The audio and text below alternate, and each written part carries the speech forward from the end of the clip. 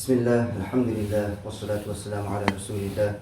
Rabbi shrah li sadri wa yassir li amri wahlul 'uqdatan min lisani yafqahu qawli. Amma ba'd. Today we'll go over another very, very important dua, and that is specifically to be said after the Fajr, after the farad of Fajr. And that is Allahumma inni as'aluka ilman nafi'an wa rizqan tayyiban wa amalan mutaqabbala. So the hadith states that it's a hadith from Salamah. She says, أن النبي صلى الله عليه وسلم كان يقول إذا صلى الصبح حين يسلم. So this means that whenever he used to pray specifically, Salatul Subh is referred to Salatul Fajr. And just immediately after he said his Salam, he would say, Allahumma inni as'aluka ilman nafi'an. Oh Allah, I ask you for beneficial knowledge. Wa rizqan tayyiban, and for pure sustenance. Wa amalan mutaqabbalan, and acceptable deeds. And so the first question we'll think about is, okay, so usually the moment we say Salam, we say Astaghfirullah 3 times, and then Allahumma anta salam up until the end. But specifically for Fajr, if we can say this dua, it is better. It is better. But even if you forget, let's say out of habit, you will say Astaghfirullah 3 times, and then Allahumma anta salam up until the end, then say this dua after that. Allahumma inni as'aluka ilman nafi'an wa rizqan tayyiban wa amalan mutaqabbala. How important and how comprehensive this dua is. It's so beautiful. Allahu Akbar. What is ilman nafi'an? Beneficial knowledge. Number one, that which brings you closer to Allah. Any knowledge that brings you closer to Allah is beneficial knowledge. Any knowledge that helps you become a better person with your own character, that is beneficial knowledge. Any knowledge that helps you improve in your relationship with the creation of Allah and how we treat the creation of Allah, that is also beneficial knowledge. Any knowledge that increases you or helps you in your akhirah, that is also beneficial knowledge. And any knowledge that you put into action, that is beneficial knowledge. So if you just have knowledge, for example, and you don't put it into action, then that knowledge hasn't benefited you. So for example, we know that we are all going to die, and then we're going to be resurrected on Yawm al-Qiyamah, and Allah is going to judge us. And the first question we're going to be asked about is our salah.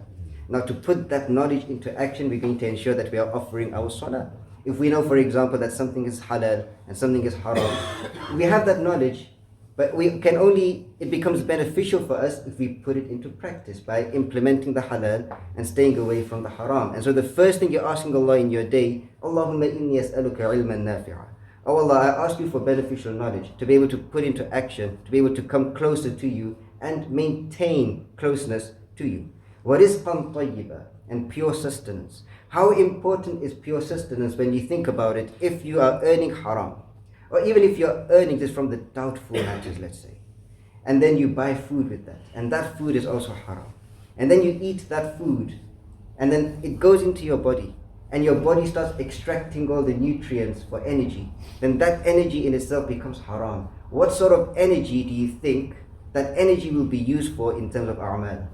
Will we ever be able to do good, righteous deeds if our very energy comes from impure sources? No. Rather, haram leads to more haram, and halal leads to more halal. So when we are eating pure food, it leads us to do more righteous deeds. May Allah grant us all rizqan tayyiban. And furthermore, it was during the time of Rasulullah sallallahu alaihi wasallam, one person he traveled. Now during your safar, your journey, we know that this is the time when Allah accepts all du'as, when you are on a journey. So this man was on a journey. Part of the etiquette of an accepted dua is when you are looking humble before Allah. And this man was scruffy, he was tired, so that's another point where his dua would be accepted. And he raises his hands and he says, Ya Rabb, Ya Rabb.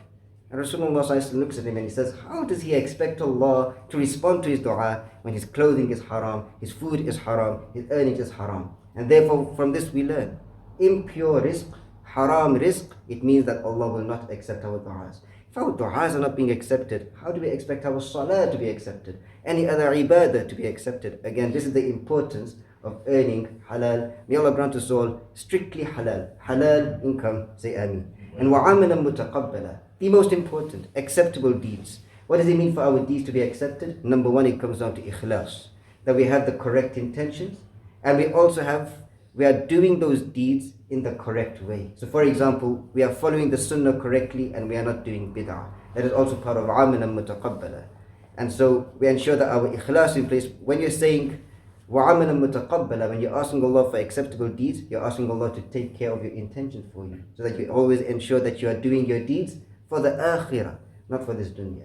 As we know, to put it simply, مَنْ كَانَ يُرِيدُ حَرْثَ الدُّنْيَا نُؤْتِهِ مِنْهَا. Actually, the verse begins by saying, مَنْ كَانَ يُرِيدُ حَرْثَ الْآخِرَةِ نَزِدْ لَهُ فِي حَرْثِهِ. Whoever wants the harvest of the akhirah, the reward of the akhirah, Allah will increase him in it. Allah will give you the tawfiq to do righteous deeds.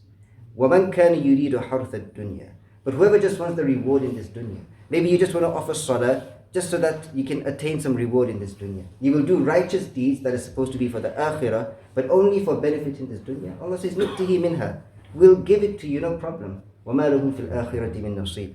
But in the akhirah, we will not give you a portion of Jannah. May Allah protect us from that. And so again, amalan mutaqabbala, acceptable deeds is so important. So let us all learn this dua and implement it in our lives every day after the farad of Fajr.